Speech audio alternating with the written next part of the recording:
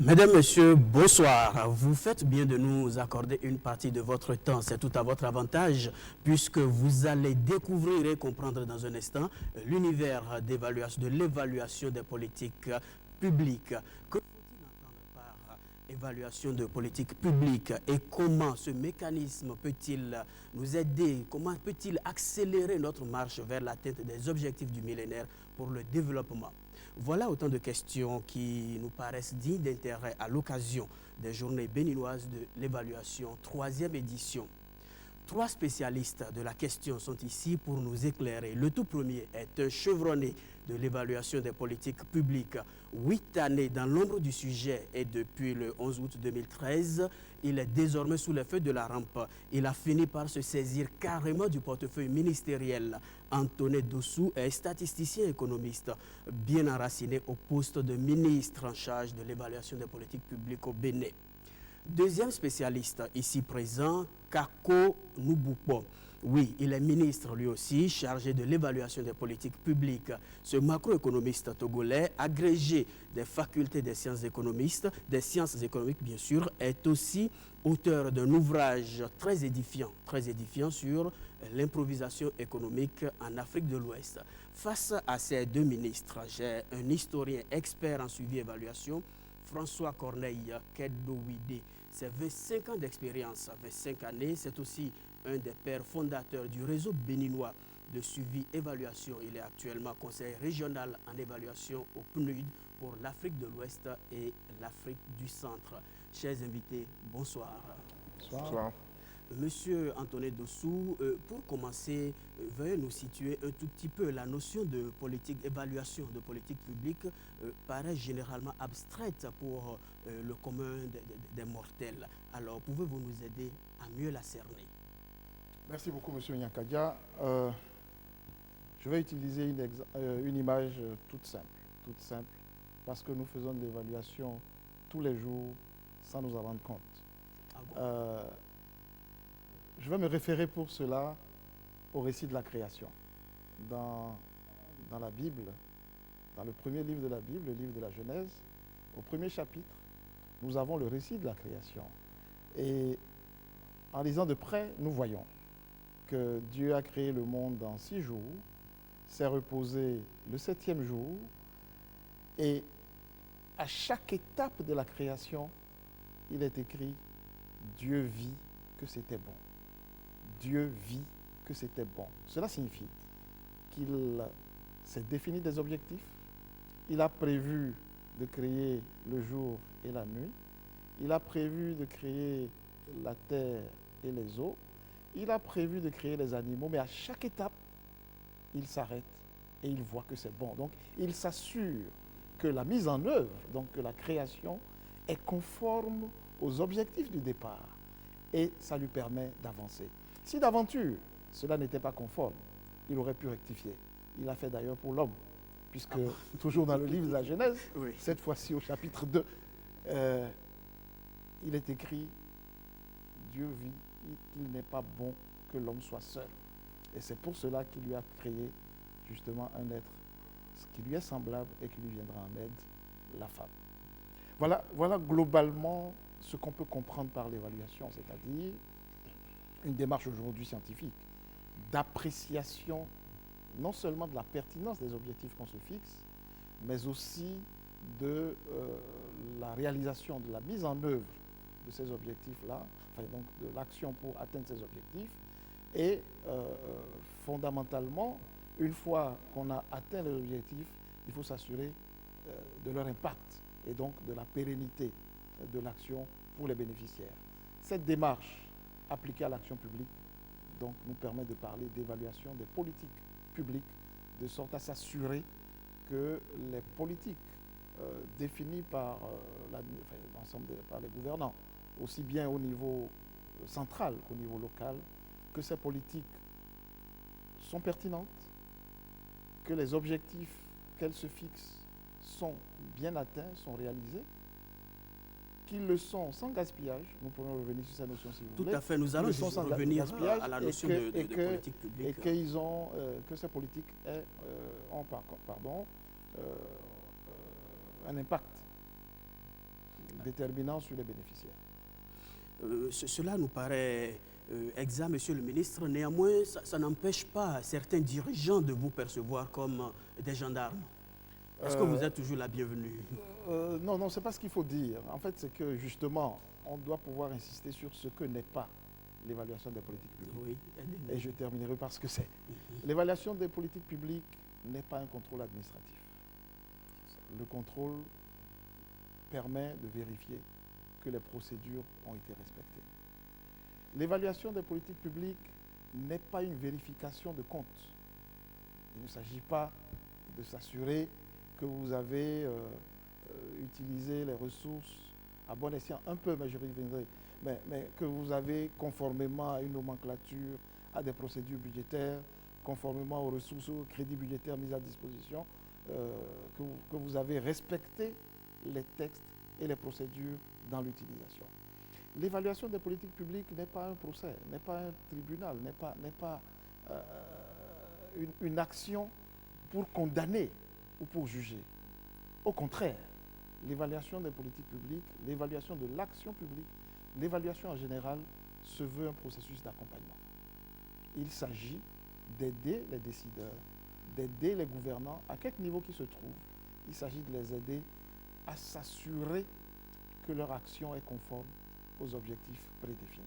Je reviendrai à vous dans un instant, mais en attendant, veuillez nous dire, est-ce que cela ne laisse pas découvrir des insuffisances tout de même lorsqu'on y procède? Bien sûr. Voilà. Donc, écoutez, la perfection n'est pas de ce monde. Nous tendons de façon asymptotique, certes, mais nous tendons vers la perfection. Et voilà pourquoi nous devons, en tant que décideurs notamment, nous servir d'un certain nombre d'outils scientifiques qui nous permettent de bien faire, de mieux faire. N'oublions pas, et c'est certain que mon collègue du Togo reviendra, parce qu'il est agrégé spécialiste des politiques économiques, la finalité de la politique économique, la finalité de la politique de développement, c'est le bien-être, c'est le mieux-être des populations. Donc tout ce qui peut nous aider à améliorer les conditions de vie de ces populations-là doit être promu, doit être soutenu. Donc l'évaluation des politiques publiques doit être soutenue. Monsieur Loubouko, c'est bien ça. Veuillez nous situer davantage maintenant sur les politiques publiques, parce que l'évaluation dont nous parlons et dont vous avez la charge au Togo est bien sûr liée à l'ensemble des politiques publiques. Oui, tout à fait. Permettez-moi tout d'abord de transmettre au peuple frère du Bénin les cordiales salutations de son Excellence Faure Essozimna Gnassingbé, le chef de l'État togolais. Et je voudrais ensuite remercier mon grand frère, le ministre Antonin Dossou, qui a été mon patron au siège de la Banque centrale des États de l'Afrique de l'Ouest, pour cette invitation qui nous honore, et lui dire par le même truchement tout l'intérêt que nous avons eu à l'accueillir il y a de cela quelques semaines à Lomé, quand nous avons lancé notre processus d'élaboration des politiques publiques. Le Bénin est un modèle pour nous. Comme vous l'avez dit tout à l'heure, M. Dossou, depuis un certain nombre d'années, travaille beaucoup sur les questions d'évaluation des politiques publiques. Nous démarrons et il nous a paru vraiment important que nous soyons là pour bénéficier de l'expérience du Bénin dans le cadre de cette 3e édition des journées béninoises de l'évaluation. Je crois que ça traduit l'esprit que nous voulons dans notre union faire aussi quelque part la promotion des champions et faire en sorte que nous puissions apprendre des champions de notre union. Et dans le domaine de l'évaluation, je crois pouvoir dire que le Bénin fait partie des champions, sinon est le pays leader, en tout cas du point de vue de la mise en évidence au plan le plus élevé possible au niveau de l'exécutif, de l'importance de l'évaluation des politiques publiques. Bon, par politique publique, pour aller vite, nous pensons aux politiques macroéconomiques, la politique budgétaire, la politique monétaire, mais aussi les politiques sectorielles, les politiques en matière de santé, d'éducation, la politique agricole. Et donc, c'est notre vie quotidienne. Nous sommes tous impactés par les politiques publiques. Et donc, l'intérêt de l'évaluation, comme il vient d'être dit, de ces politiques publiques, il y a 3 niveaux. Il est au niveau de la redevabilité. Dans une démocratie, il faut rendre compte. C'est pour ça que nous évaluons nos politiques publiques. Dans une démocratie, il faut s'assurer que les ressources sont utilisées de la manière la plus rationnelle possible. Et donc, c'est important. Et enfin, il faut aider les décideurs. Et donc, l'évaluation aide aussi les décideurs à renforcer les politiques qui marchent bien, infléchir celles qui pourraient mieux marcher. Et donc, je crois vraiment, pour finir sur ce point, que nous sommes à l'aube d'une révolution culturelle dans nos pays. C'est-à-dire que pour piloter la transformation structurelle de nos sociétés, de nos économies, nous avons besoin de l'évaluation comme outil de ce pilotage. Et je crois que c'est un élément très fort. Et je crois qu'il faut vraiment féliciter pour cela le chef de l'État béninois et bien entendu mon collègue, le ministre Antonin Dosso et toute son équipe pour le remarquable travail qui est effectué. Merci bien, Monsieur Nouboupo. En face de vous, j'ai Monsieur François Corneille Kedowide qui est plus ou moins à un carrefour, puisqu'il a son regard aussi bien sur l'Afrique de l'Ouest que sur l'Afrique du Centre. Alors, Monsieur Kedowide, de votre position de conseil régional en évaluation du PNUD, quel regard portez-vous sur l'action évaluative dans cette zone-là? Alors, merci beaucoup, Monsieur Nyakalia. Je vais revenir sur 2-3 points. L'évaluation, c'est pour l'accompagnement, disait le ministre béninois. Le ministre togolais a ajouté outil de développement. Il a ajouté le mot redevabilité. Et je crois que ces 3 mots sont suffisamment liés pour expliquer l'évaluation. Et si on regarde le processus de l'évaluation en Afrique en général, en Afrique, j'entends par là aussi au sud du Sahara, et en Afrique de l'Ouest et du Centre, où j'ai plus mes regards actuellement, je peux dire que parmi les pays francophones, en général, le Bénin a pris de l'avance. Puisque lorsque les partenaires développants ont voulu lancer le processus d'accompagnement et de développement de cultures d'évaluation, le Bénin n'était pas parmi les premiers pays à être soumis à l'étude hiérarchique de politique environnementale. Il a fallu qu'un ministre béninois, après une évaluation du PNUD, qu'un ministre béninois ait demandé au PNUD d'accompagner le Bénin pour développer la fonction évaluative. Et c'est comme ça que nous avons modestement travaillé avec notre cher beau pays, le Bénin. Et les résultats du Bénin actuellement nous honorent. Et le Bénin est cité en exemple parmi les pays francophones et constitue un pays, disons, un pays phare. Quels sont les éléments de ce résultat qui vous donnent tant de fierté? Je sais que vous êtes béninois.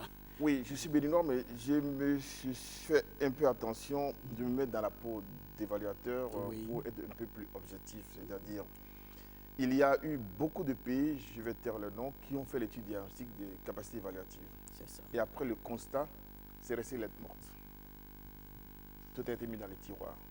Mais le Bénin est le seul pays à passer vraiment à l'acte. Passer à l'acte. Au-delà des recommandations dans les rapports diagnostiques, le Bénin a voulu aller de l'avant et est passé de l'acte du bureau, a mis sur pied un bureau d'évaluation de politique publique, d'abord au sein du ministère de la prospective et du développement, ensuite auprès du Premier ministère, et maintenant a institué un ministère qui se charge de l'évaluation de politique publique.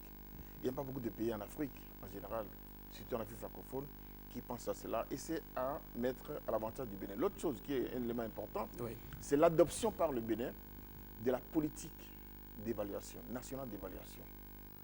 Quand je regarde autour de moi dans la zone de l'Afrique de l'Ouest et du Centre, je ne peux pas citer un pays qui a fait adopter ce document national. Et le fait de porter haut, vous avez vu, l'évaluation est partie d'un bureau qui était au sein du ministère de la planification, de la prospective. C'est devenu l'évaluation, bureau d'évaluation de l'action publique, ensuite des politiques publiques. C'est passé au ministère, au premier ministère, et ça a été érigé en ministère tout court. Et je suis heureux que ce soit celui qui a accompagné le processus depuis le début 2008, qui est en charge de ce ministère-là.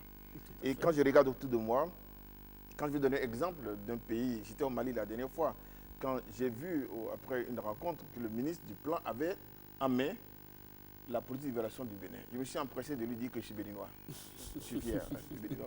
Et il va un peu. Merci bien. Monsieur Nouboupo, vous êtes actuellement présent aux travaux de la 3e édition des Journées béninoises de l'évaluation. Partagez-vous cette appréciation de l'expert? Est-ce que cette appréciation transparaît dans les travaux que vous suivez en ce moment? Oui. François Corneille a tout à fait raison.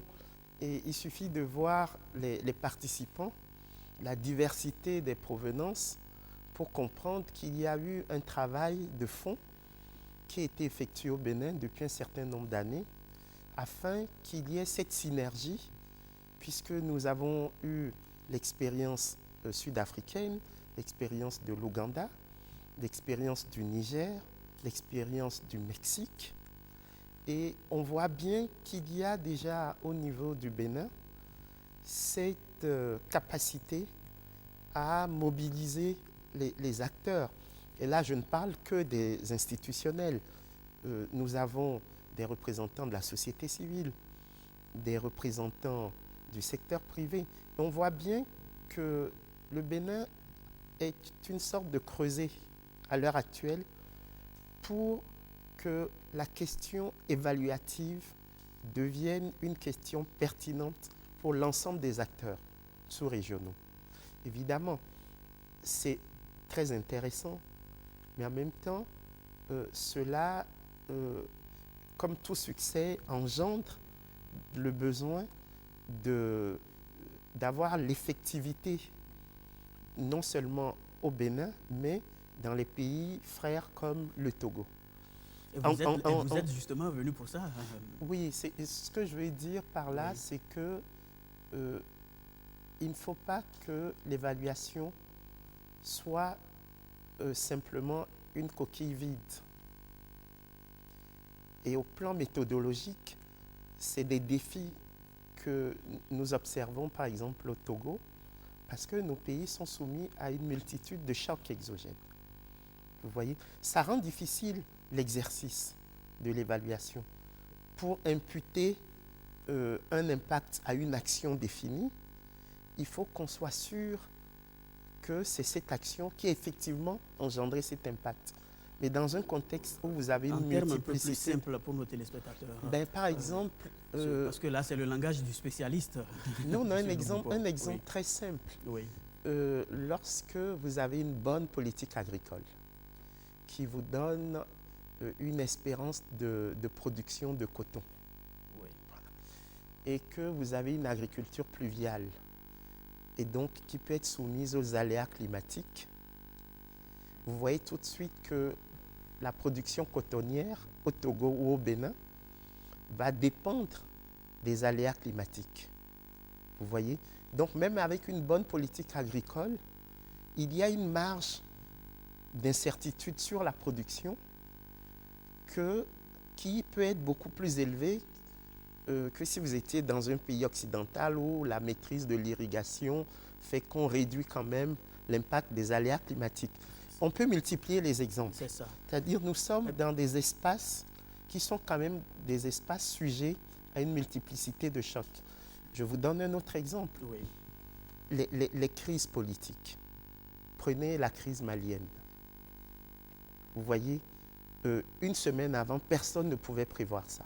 Alors, quand vous allez évaluer les politiques publiques au Mali, vous voyez, même des politiques bien conçues peuvent être sujettes à des événements qui sont des événements qui peuvent être perçus comme étant imprévisibles.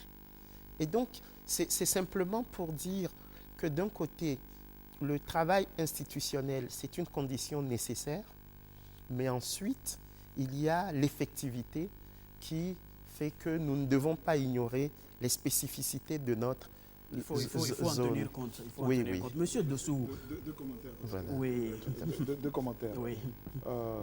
Le premier, en fait, c'est que nous avons le défi de la clarification des méthodes, de la démarche méthodologique pour arriver à bien apprécier.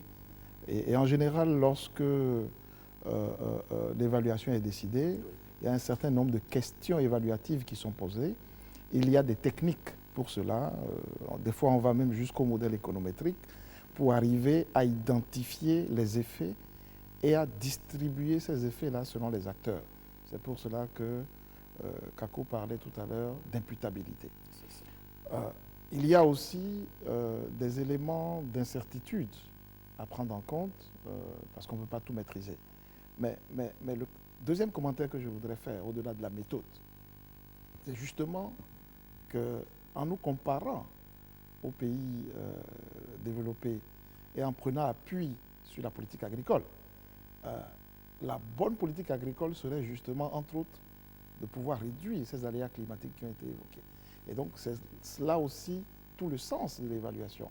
Lorsque vous évaluez la mise en œuvre de la politique agricole, que vous vous rendez compte que les résultats escomptés n'ont pas été forcément atteints du fait, par exemple, des aléas climatiques, eh bien, les recommandations de l'évaluation consisteraient à conduire, à proposer des solutions pour une meilleure maîtrise. Votre action va donc jusqu'aux recommandations, M. Dossou. Bien sûr, bien sûr. Vous ne vous contentez pas de relever les insuffisances ou d'applaudir les exploits et autres. Vous savez, il y a, et là on rentre un peu dans le détail, si vous permettez. Oui. François Corneille est mieux outillé, mais je vais empiéter sur ces plates-bandes. Vous savez, un certain nombre de questions se posent lorsque vous voulez évaluer globalement.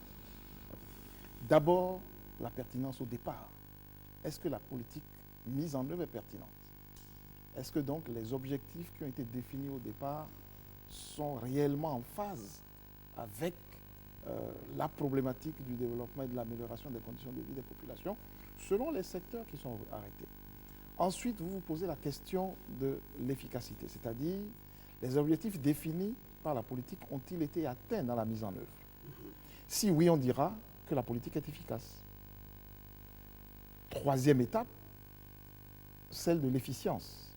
Même si les objectifs ont été atteints, l'ont-ils été sans gaspillage?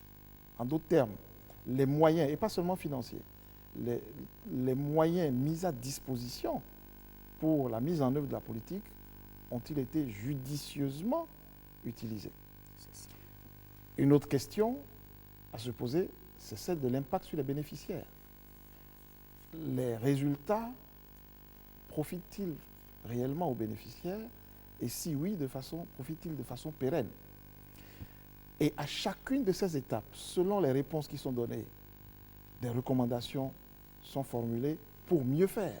C'est pour cela que Kako parlait tout à l'heure de l'infléchissement éventuel de la politique. Si nous estimons que les objectifs ne sont pas pertinents, nous les redéfinissons.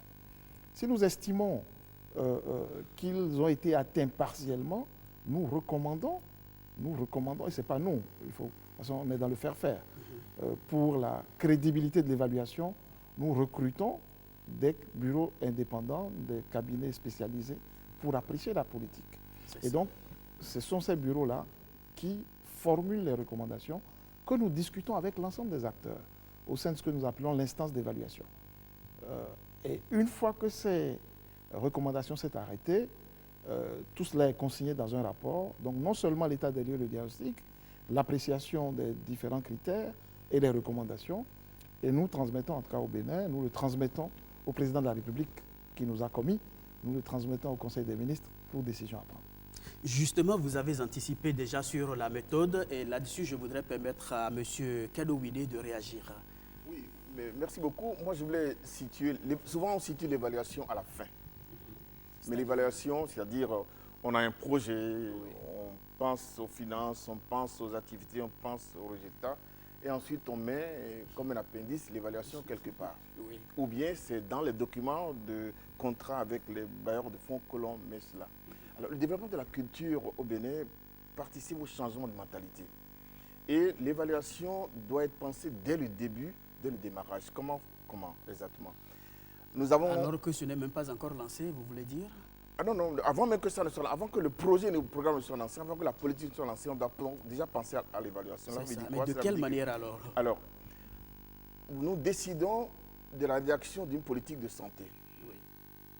Comment savons-nous qu'on a besoin de cette politique-là pour les populations? Est-ce qu'on a fait une bonne analyse de situation? C'est le point de départ, la théorie du changement. Quel est le problème?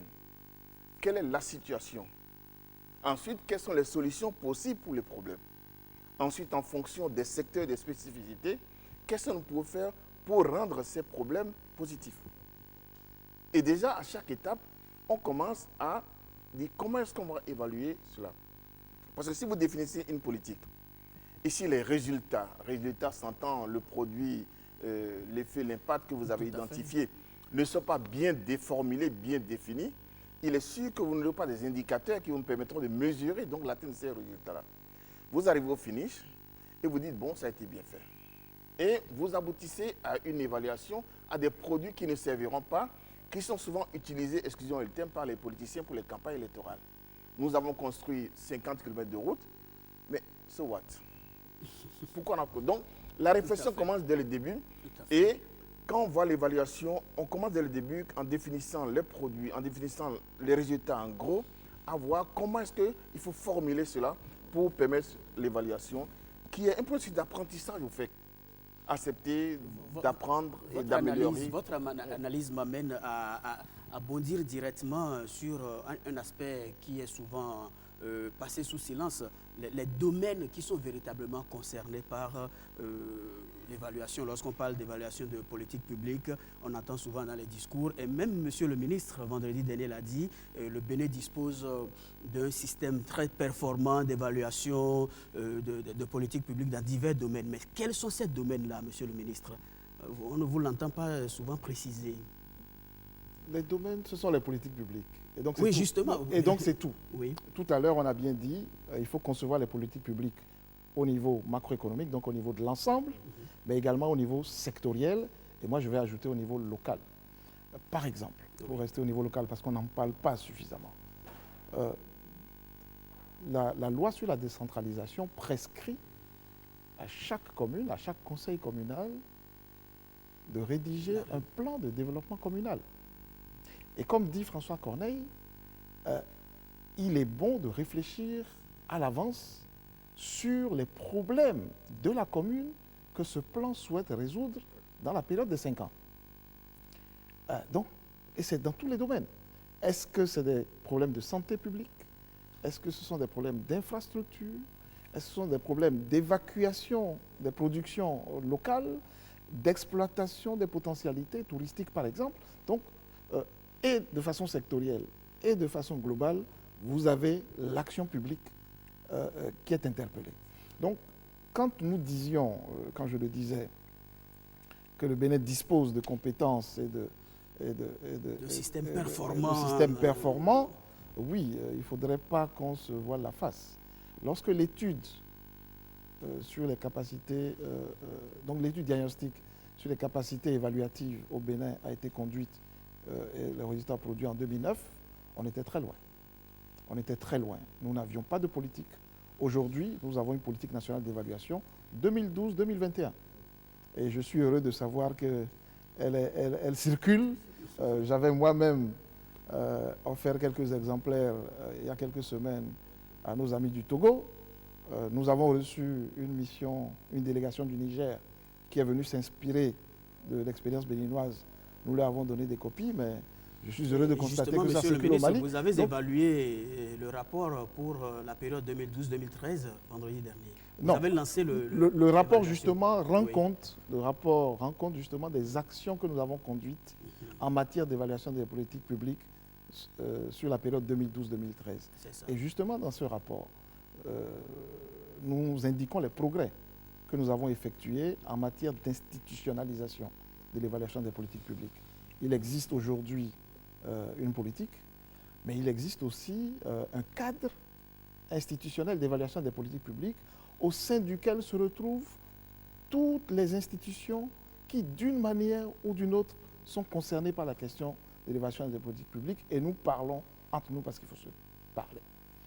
Et nous avons mis en place un conseil national de l'évaluation qui joue le rôle de conseil scientifique, donc pour donner le label approprié à toute l'action d'évaluation des politiques publiques telle que nous la conduisons.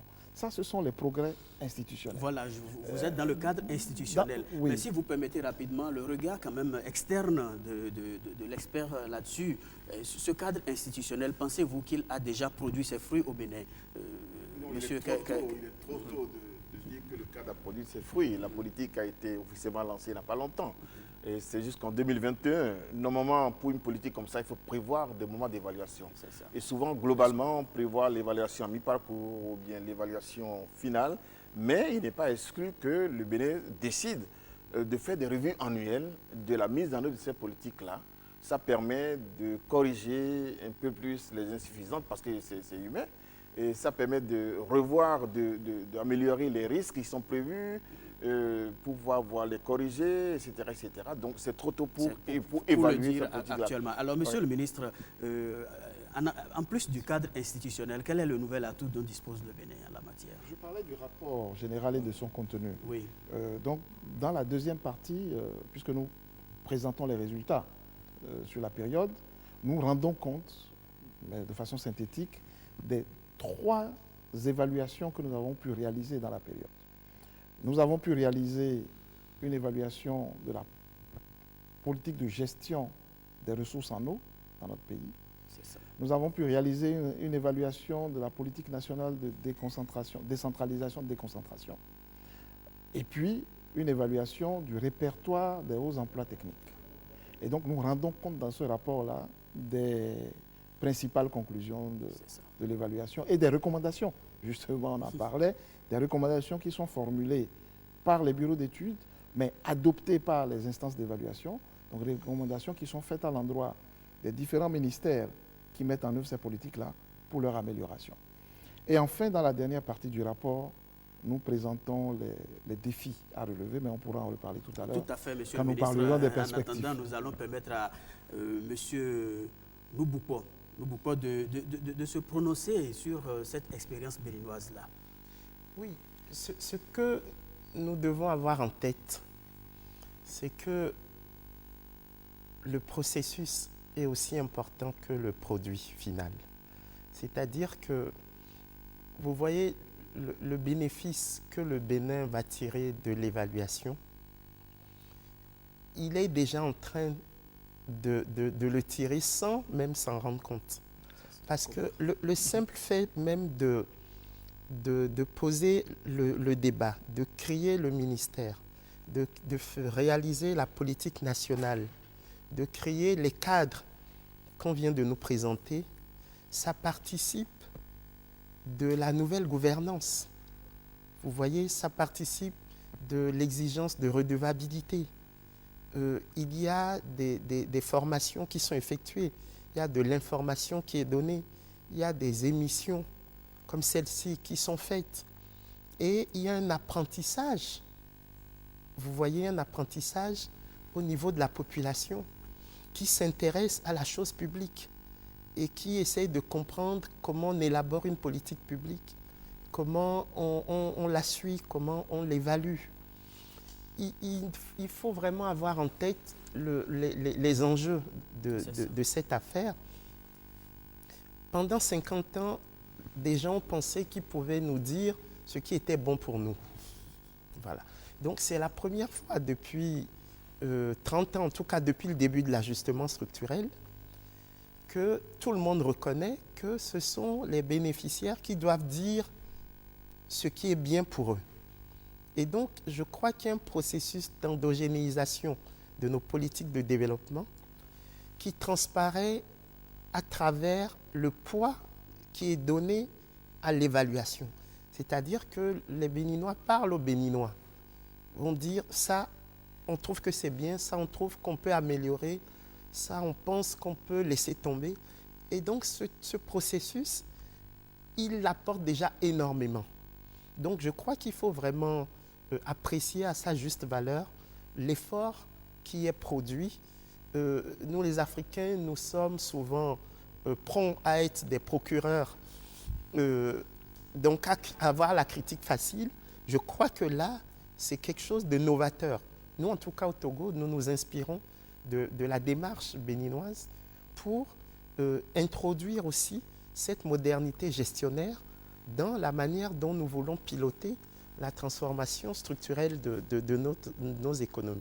C'est ça. Je voulais ajouter, Oui, si monsieur. vous permettez, que le Bénin s'étant lancé dans la culture révélative est en train de monter en connaissance. Je veux dire par là que la présentation de ce qui se passe au Bénin dans des instances internationales, dans des conférences internationales, est devenue de plus en plus importante. Je me rappelle, c'est en décembre 2009 que le Bénin a été invité la première fois à présenter l'expérience béninoise lors de la rencontre de Casablanca sur le renforcement des capacités nationales en évaluation. Ça a été fortement applaudi. Ensuite, le Bénin a présenté encore, a montré le progrès en 2011 à Johannesburg. Et tout récemment à Sao Paulo, lors de la même conférence qui est organisée par le Bureau indépendant d'évaluation du PNUD à New York, pour présenter. Et je vous assure que j'étais admiratif de voir tout ce qui peut. Mais ce que je dis souvent à mon collègue et ami Aristide, qui est le directeur de l'évaluation, c'est ceci. Je lui rappelle que mon père me dit, quand il était vivant, que c'est facile d'être premier de classe. Parce qu'il suffit d'apprendre ses leçons et d'avoir de bonnes manières, on est premier. Mais ce qui attend le Bénin, c'est de maintenir le cap. C'est d'être toujours le premier par la suite, ce qui va obliger le Bénin par ailleurs à réfléchir et à tout faire pour que le modèle qu'on est en train de promouvoir soit un modèle toujours performant. Les politiques qui sont mises en œuvre, on fait l'évaluation de ressources en eau, on voit qu'il y a des gaps, peut-être dans la manière de définir la politique. Est-ce que les bénéficiaires ont été suffisamment associés à la société? Est-ce que cette politique amène un changement dans le bien-être de la population béninoise? Et tout cela fera que le Bénin va changer progressivement sa manière même d'élaborer les politiques. C'est ce qu'on appelle le processus d'apprentissage.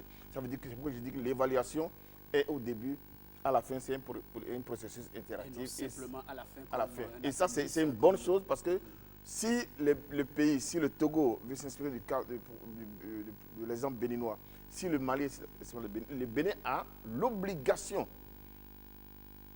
de tout faire pour maintenir le cap, pour se maintenir premier. Bien sûr, et je pense que des actions sont en cours. Parmi ces actions, Monsieur le ministre, il y a les Journées béninoises de l'évaluation, une rencontre biennale qui est aujourd'hui à la 3e édition, si je ne m'abuse. Et pour cette 3e édition, vous faites une corrélation entre ces journées, enfin, entre le mécanisme d'évaluation et les OMD. Que voulez-vous mettre dans ce contenu-là? Cela rejoint ce que nous disions tout à l'heure. L'évaluation est une démarche scientifique, est un outil de gestion du développement, donc au service du développement, au service de l'amélioration des conditions de vie des populations. Et donc l'évaluation doit pouvoir aussi se mettre au service de l'appréciation des progrès qui sont faits dans la réalisation des objectifs du millénaire pour le développement. Je voudrais rappeler que les objectifs du millénaire pour le développement découlent de la déclaration du millénaire de septembre 2000. Donc tous les chefs d'État de la planète se sont retrouvés en 2000 pour dire voilà la direction que nous voulons donner au développement de nos pays dans les 15 prochaines années. Le secrétaire général des Nations Unies a pris la déclaration et en a dégagé 8 objectifs que nous avons appelés objectifs du millénaire pour le développement.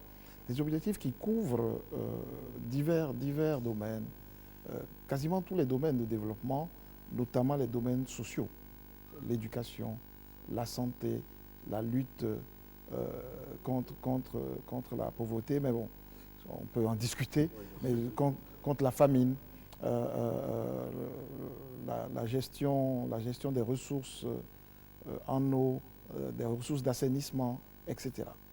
Et donc, il était important que nous puissions réunir une nouvelle fois, comme nous le faisons tous les 2 ans, la communauté nationale, la communauté sous-régionale, la communauté internationale de l'évaluation, pour voir de façon spécifique comment justement l'évaluation en tant que démarche peut être mise au service de l'appréciation des progrès qui sont faits en matière de réalisation des OMD. Vous y allez avec prétention, puisque le mais- thème c'est comment est-ce que cela va contribuer à l'accélération. Oui, bien sûr, accélération parce qu'il Oui. ne nous reste que 18 mois. Il ne nous reste que 18 mois pour faire le point en décembre 2015. Mais ce qui est intéressant, c'est qu'il y a déjà une réflexion engagée depuis 18 mois aussi, avant, pour l'agenda de développement après 2015. Agenda de développement qui, entre autres, pourra être apprécié à travers les objectifs de développement durable. Donc non seulement il nous faut accélérer la réalisation vers les OMD, qui ont des insuffisances qui vont être corrigées à travers les ODD, donc les objectifs de développement durable. Donc non seulement il faut apprécier ces progrès, mais encore il faut poser les bases pour une bonne mise en œuvre des politiques visant à réaliser les objectifs de développement durable. Monsieur le ministre, si vous permettez, la méthode même a évolué parce que pour les objectifs de développement durable, on n'est pas parti de la base. C'est comme si cela nous était imposé. Alors que maintenant, pour post-2015, on réfléchit et il y a même une position commune africaine qui sera mise dans la balance pour prévoir des objectifs après 2015. Alors qu'au début, c'était quelque chose qui a été pensé au niveau macro, disons, au niveau supérieur, qu'on dit voilà ce que vous devez faire. On n'était pas d'accord avec les indicateurs, mais on a commencé avec, on évalue, on s'est rendu compte qu'il fallait consulter Il faut une la remise base. en cause. Et on a consulté la base maintenant, et c'est la consultation de la base qui va donner le contenu précis de la position commune après 2015 et qui va améliorer les ODD, etc. Donc c'est ça. Vous faites bien d'en parler parce que c'est important. C'est important. C'est important. Les objectifs du millénaire pour le développement, pour bien parler, ne constituaient pas au départ une politique de développement. Comme j'ai dit, il y a eu la déclaration.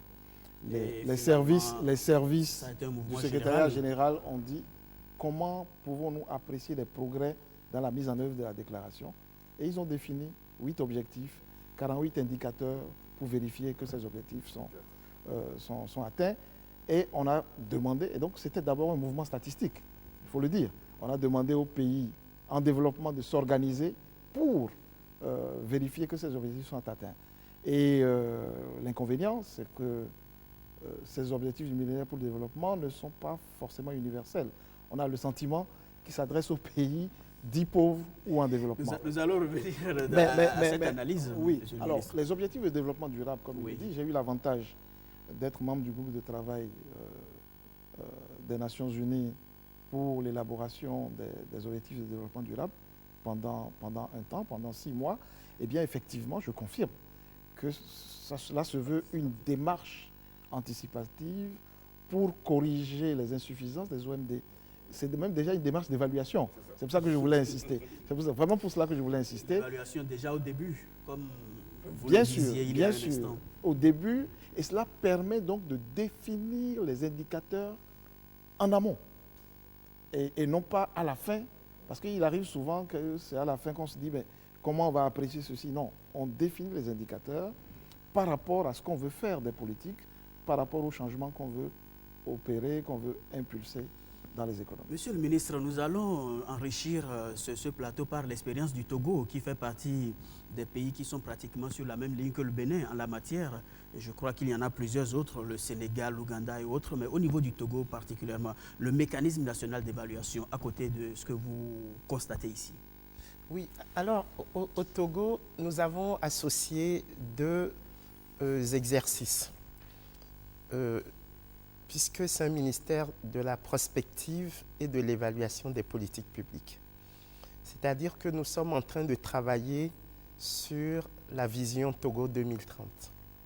C'est-à-dire une vision partagée par toutes les Togolaises et par tous les Togolais de ce que devrait être l'avenir du Togo. Et ça nous permet de faire une évaluation qui évite le biais de la normativité arbitraire. Oh, c'est-à-dire C'est-à-dire qu'aujourd'hui, si le FMI me demande d'évaluer la politique macroéconomique du Togo, c'est sûr qu'il va s'intéresser à l'équilibre des comptes publics. Ça fait partie de son paradigme, de sa vision du monde.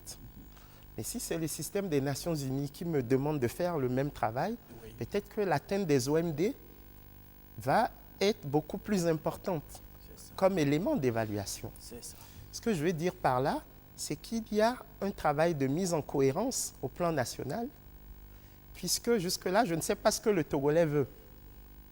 Vous voyez, je peux vous dire ce que le FMI veut, je peux vous dire ce que le système des Nations Unies veut. Et qui peut-être n'est pas forcément en adéquation avec les attentes. C'est pour ça que nous articulons l'exercice de prospective Vision Togo 2030 avec l'évaluation pour avoir des indicateurs de performance qui puissent être en phase avec les aspirations profondes des Togolais. Donc Voilà, nous ne menons sommes les plus deux loin exercices. de la fin de cette émission fait. et on ne saurait finir quand même sans évoquer l'année 2015 qui est présentée comme l'année évalueur, l'année de l'évaluation. Mais qu'est-ce qu'on y met, monsieur Dessous, pour nous les profanes? Vous savez, je veux dire que ça participe de la nécessité de la sensibilisation de tous les acteurs de développement, à commencer par les populations à la base. Donc il a été retenu justement à la conférence de Sao Paulo en octobre 2013 sur les capacités nationales en évaluation. Il a été retenu avec l'appui du PNUD et du système des Nations Unies en général de faire de l'année 2015 l'année internationale de l'évaluation. L'année 2015 est considérée comme une année charnière. Comme j'ai dit tout à l'heure, en 2000, des orientations avaient été données pour les 15 années qui venaient, donc objectif du millénaire pour le développement.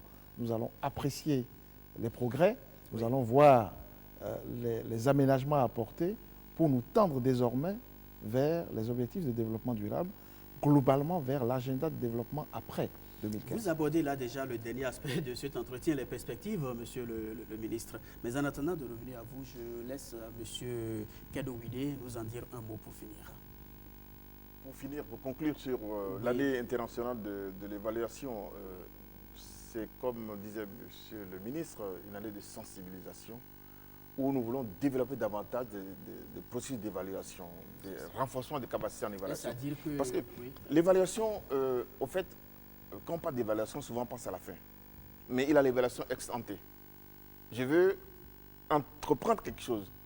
Je fais une évaluation ex ante avant de commencer mon processus. Qui va me faire alors l'année 2015, donc c'est renforcement de capacité. On veut inciter tous les pays du monde à parler d'évaluation, à renforcer les capacités en évaluation, etc., etc. Et je voulais ajouter, si vous le permettez, que le Bénin a commencé à le faire, puisque à partir des journées béninoises d'évaluation deuxième édition, avant la journée même qui commence, il y a quelques formations en évaluation qui participent au renforcement des capacités. Et ça serait multiplié avec les actions nationales lors de l'année 2015 qui sera une année internationale de l'évaluation. Monsieur Nouboupo, pour finir, votre regard sur cette année qui s'annonce comme année de l'évaluation, évalueur 2015. Oui, non, mais c'est tout à fait important. Vous savez, dans nos États, nous avons beaucoup avancé du point de vue de la légalité, du point de vue de l'importation de la technologie démocratique, les urnes transparentes, l'encre indélébile, les listes électorales. Mais nous avons encore un défi en termes de légitimité. Et donc, l'intérêt de la démarche évaluative, c'est de renforcer la légalité qu'il faut, bien entendu, par une légitimité accrue. C'est-à-dire que nous allons donner à l'ensemble des décideurs des éléments d'information qui peuvent leur permettre de faire en sorte que les populations puissent se reconnaître de plus en plus dans le travail que nous effectuons. Je crois que c'est important d'insister sur le fait que notre démarche, c'est une démarche d'humilité. Nous voulons que les populations à la base participent effectivement, plus concernées désormais. Qu'elles participent effectivement à la construction de nos nations. Merci bien. Je reviens à vous, monsieur le ministre, pour finir cet entretien. Vous avez déjà effleuré un peu la question. Les perspectives, en quelques petits mots pour finir. Vous êtes longtemps resté dans le couloir de ce sujet. Non, en fait, et l'année 2015, évalueur 2015 va nous y aider. Nous avons beaucoup de défis à relever. Et en les relevant justement au fur et à mesure, nous rendrons meilleures les perspectives pour l'évaluation. Mais avant, je ne voudrais pas que nous finissions cette émission sans que je ne sacrifie à un devoir. Oui. La volonté politique affirmée du chef de l'État. C'est cela qui nous a permis de faire tous les progrès dont nous pouvons nous honorer aujourd'hui. Vous savez, le ministère de la prospective et de l'évaluation de l'action publique, donc prospective du développement et de l'évaluation de l'action publique, a été créé en juin 2007, du fait du chef de l'État qui exerçait librement ses prérogatives. C'est lui donc qui a eu la conscience aiguë d'ériger en département ministériel justement la fonction d'évaluation des politiques publiques. Vous avez décrit le processus. Je crois qu'il faut le dire. Sans la volonté politique, on ne peut pas associer les populations réellement à leur avenir.